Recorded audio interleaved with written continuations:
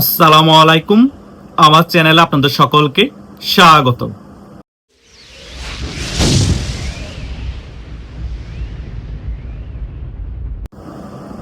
ভারতের প্রধানমন্ত্রী নরেন্দ্র মোদী ফ্রান্সের G7 সম্মেলন শেষ করে যখন ভারতে এসেছে, বাংলাদেশের বিষয় নিয়ে খুবই গুরুত্বপূর্ণ একটি বৈঠক করেছে কেন্দ্রীয় মন্ত্রী পরিষদের সাথে। এবং সে বৈঠকের পরপরই সীমান্তের মধ্যে অনেক বেশি উত্তেজনা তৈরি হয়েছে। সীমান্তের মধ্যে যে পরিমাণ উত্তেজনা চলছে, এই সকল বিষয় নিয়ে বাংলাদেশের মিডিয়া কিন্তু খবর প্রচার করছে না। এবং ভারতের সাথে যে খুবই খারাপ সম্পর্ক এখন বাংলাদেশ সরকারের, সেটাও কিন্তু বুঝতে দেওয়া হচ্ছে না বাংলাদেশের জনগণের। এবং বর্তমান সরকার যে একেবারে পাকিস্তানপন্থী হয়ে গিয়েছে, সেই বিষয়গুলোও কিন্তু বর্তমান বিএনপি সরকার বাংলাদেশের জনগণকে বুঝতে দিচ্ছে না।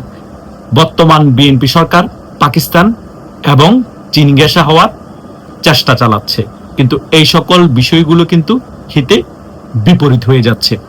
অলরেডি বাংলাদেশে আমেরিকার নিযুক্ত যিনি রাষ্ট্রদূত আছেন ব্রেন ক্রিস্টেনসেন, তিনি কিন্তু সুজনের সভাপতি বদিউল আলম মজুমদারের সাথে গুরুত্বপূর্ণ বৈঠক করেছেন এবং চিঠির মাধ্যমে বর্তমান সরকারকে বার্তা দিয়ে দিয়েছেন যে চীনের সাথে যদি অনেক বেশি দহরম মহরম সম্পর্ক করে, বর্তমান বিএনপি সরকার সিস্টেমেটিকভাবে কূটনীতিক ভাষায় বোঝানোর চেষ্টা করেছে বিএনপি সরকারকে, আমেরিকার কূটনীতিকরা, যে তাহলে আমরা আওয়ামী লীগের মতো আপনাদেরও রেজিম পরিবর্তন করে দিব।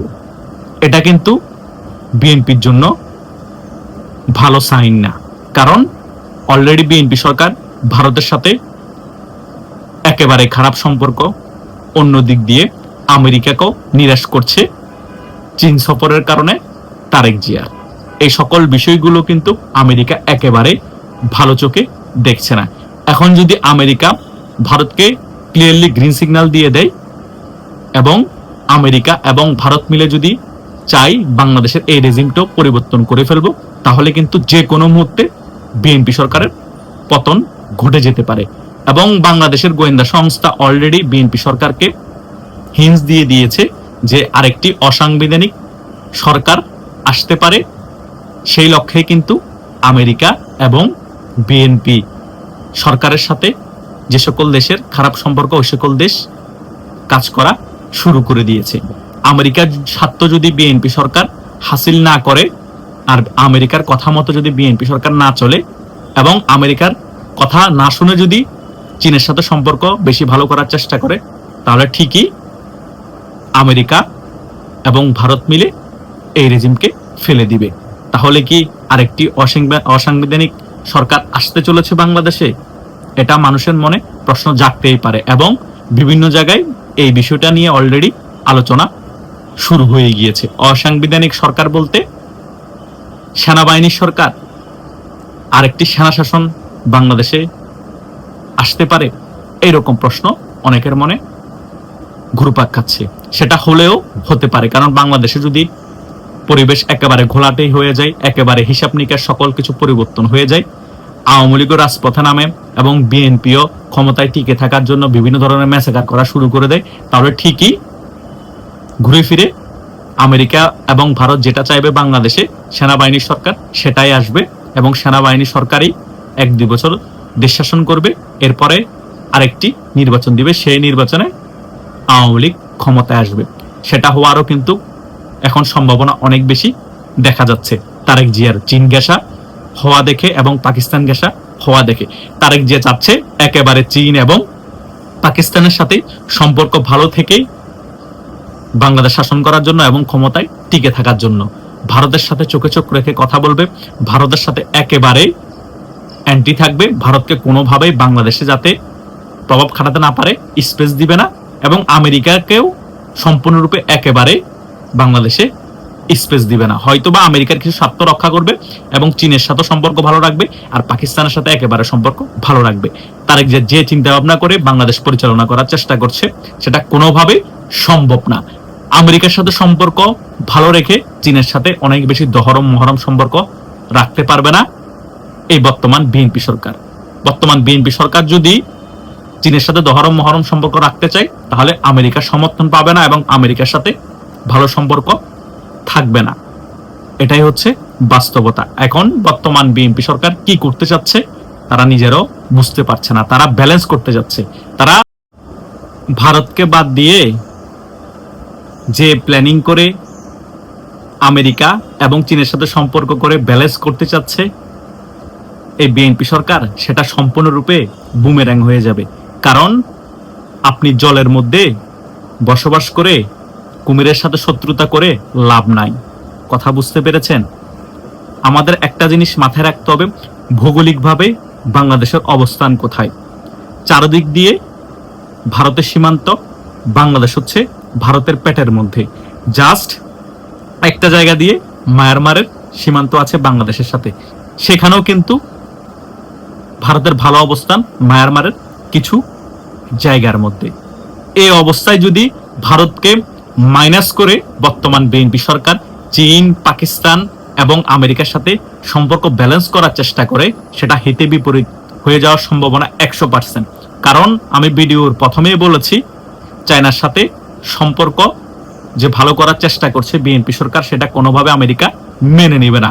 এবং সে সকল বিষয়কে কেন্দ্র করে আমেরিকার যে সকল কূটনীতিকরা আছে এবং রাষ্ট্রদূত আছে বাংলাদেশে নিযুক্ত, তিনি কিন্তু অলরেডি বিএনপি সরকারকে চিঠি দিয়ে সেটা ক্লিয়ার করে ফেলেছে।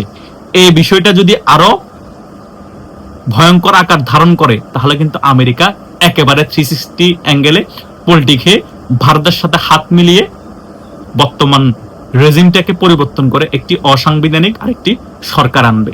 সেটা যেমনই হোক না কেন, সেটা অসাংবিধানিক সরকার হবে। সেটা অলরেডি সুজনের সভাপতি বদিউল আলম মজুমদার এই ব্যাপারটা বিএনপির অনেক শীর্ষ পর্যায়ের নেতাদের কাছে পৌঁছাই দিয়েছে এবং গোয়েন্দা সংস্থা যারা কাজ করছে তারাও কিন্তু বিএনপি সরকারের কাছে এই বিষয়গুলো পৌঁছিয়ে দিয়েছে।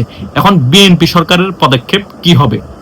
চীনের সাথে একেবারে সম্পর্ক করবে না, নাকি এত কিছু বুঝার পরও, চিঠি পাওয়ার পরেও আমেরিকাকে বোঝানোর চেষ্টা করবে যে আমরা আপনাদের স্বার্থ সকল কিছু রক্ষা করব, জাস্ট চীনের সাথে একটা সম্পর্ক ভালো করার চেষ্টা করছি, কারণ ভারতের সাথে আমাদের একেবারে সম্পর্ক ভালো না এবং আমরা ভারতের সাথে কোনোভাবে সম্পর্ক রাখতে চাচ্ছি না। সে কারণে এই বিষয়টা কি আমেরিকা মেনে নিবে? এগুলা কিন্তু অনেক গুরুত্বপূর্ণ বিষয়। তাই আগামী 2-3 মাসের মধ্যে বাংলাদেশের মধ্যে অনেক হিসাব নিকাশ চেঞ্জ হয়ে যেতে পারে এবং বর্তমানে ভারত বাংলাদেশ নিয়ে যে মুভমেন্ট শুরু করে দিয়েছে এবং বিএনপি সরকারকে নিয়ে যে প্ল্যানিং শুরু করে দিয়েছে, সেটার রেজাল্টটা কিন্তু আমরা 2-3 মাসের মধ্যে দেখতে পাবো। এবং আওয়ামী লীগও যেভাবে তাদের শক্তিমত্তা রাজপথে দেখানো শুরু করে দিয়েছে, তার মানে বাংলাদেশের রাজনৈতিক সমীকরণ অনেক ঘোলাটে আকার ধারণ করছে। আমেরিকাও এখন বিশ্বাস করতে পারতেছে না বিএনপি সরকারকে এবং নরেন্দ্র মোদী এবং ডোনাল্ড ট্রাম্পের বৈঠকের ফলে G7 এর সম্মেলনে আরো অনেক কিছু ঘোলাটে হয়ে গিয়েছে। হয়তোবা সেই বৈঠকের ফলে নরেন্দ্র মোদী ডোনাল্ড ট্রাম্পকে কনভিন্স করে ফেলেছে বাংলাদেশের রাজনৈতিক বিষয়গুলো। সে কারণে আমেরিকা এখন বিএনপি সরকারের উপর অনেক বেশি আস্থা দেখাচ্ছে না এবং যে সকল স্বার্থ হাসিল করার কথা ছিল বাংলাদেশে, সে সকল স্বার্থ হাসিল না করে ভারতের চাওয়াটাকে প্রায়োরিটি দিচ্ছে আমেরিকা।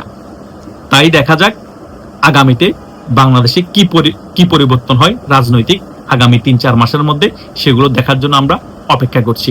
কিন্তু এটা সত্য, শেষ পর্যায়ে দেখবেন আমেরিকা এবং ভারত এক জায়গায় এসে দাঁড়িয়েছে এবং তাদের সিদ্ধান্তই শেষ সিদ্ধান্ত হবে বাংলাদেশের বিষয় নিয়ে। অন্য দিক দিয়ে ধরা খাবে পাকিস্তান এবং চীন এবং বর্তমান বাংলাদেশে যে সরকার আছে বিএনপি সরকার। আর জামাত এবং এনসিপিতে একেবারেই কুপকাত হয়ে যাবে। যতই গালবাজি করুক না কেন, তাদেরকে কেউ সাপোর্ট দিবে না। এটাই হচ্ছে বাস্তবতা। দিন শেষে খেলা কিন্তু ভারতের হাতে, আর ভারতই সেই খেলায় জয়লাভ করবে এবং আওয়ামী লীগও তাদের শক্তিমত্তা দেখিয়ে বাংলাদেশের রাজনীতিতে ফিরে আসবে এবং শেখ হাসিনা বাংলাদেশে আবার রাজকীয় প্রত্যাবর্তন হবে। এটাই আগামীতে ঘটতে চলেছে, যে যাই বলুন না কেন। ধন্যবাদ সকলকে।